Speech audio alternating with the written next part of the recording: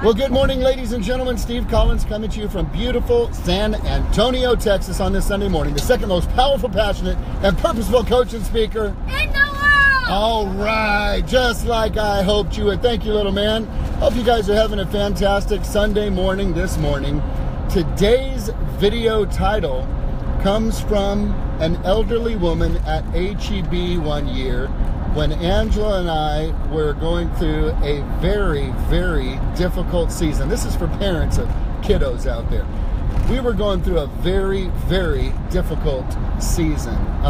We were just like rabbits. Y'all know what I'm saying? We were baby making just like that. We had one child right after another. I love when people go, "You have 7 kids?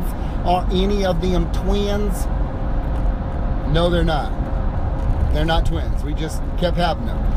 And we were in the middle of summer, hot outside, sweaty, long day. You know how it is at HEB, man. You know, you're shopping and you know, as all of you parents know who have multiple kids, everything goes perfect at HEB when you're shopping, right? Everything goes absolutely perfect because they do exactly what you tell them to do.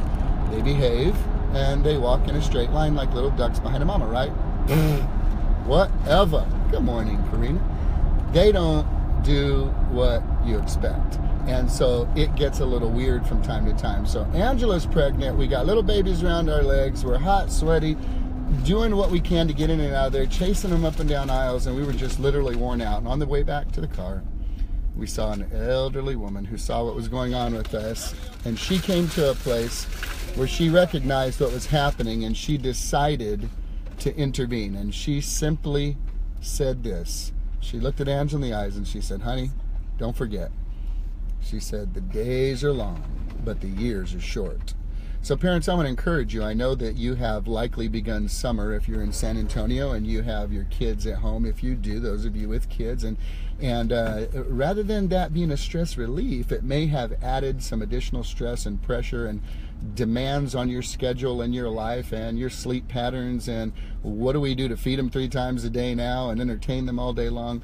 I just want to encourage you with the word that encouraged us. You know, the days are long for sure, and the years are short. So there's a bold law that's spoken about in the Bold Classroom that says, change the way you look at things, and the things you look at change.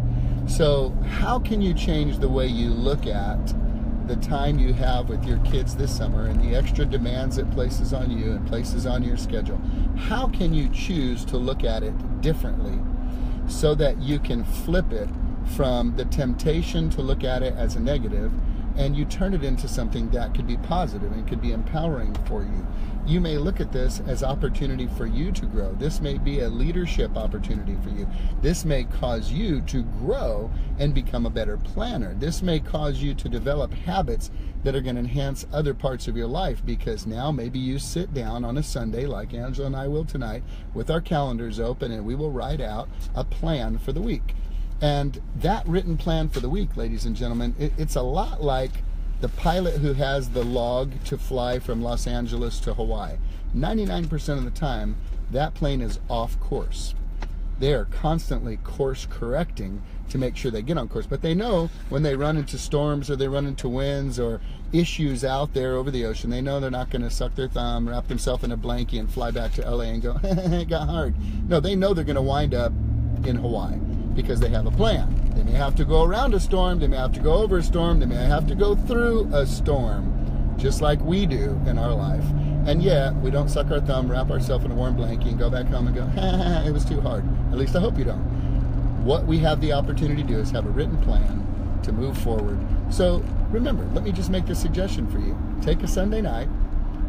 If you work and you have a job and you've got to go ahead, to work that next week, and just write out what you expect that plan to be and what your anticipation is every day, and then be willing to go with the flow. But having it written Sunday night will take the stress and frustration and confusion out of your mind of what to do, and at least give you a plan for what to do. How can you change the way you look at this so that the situation changes?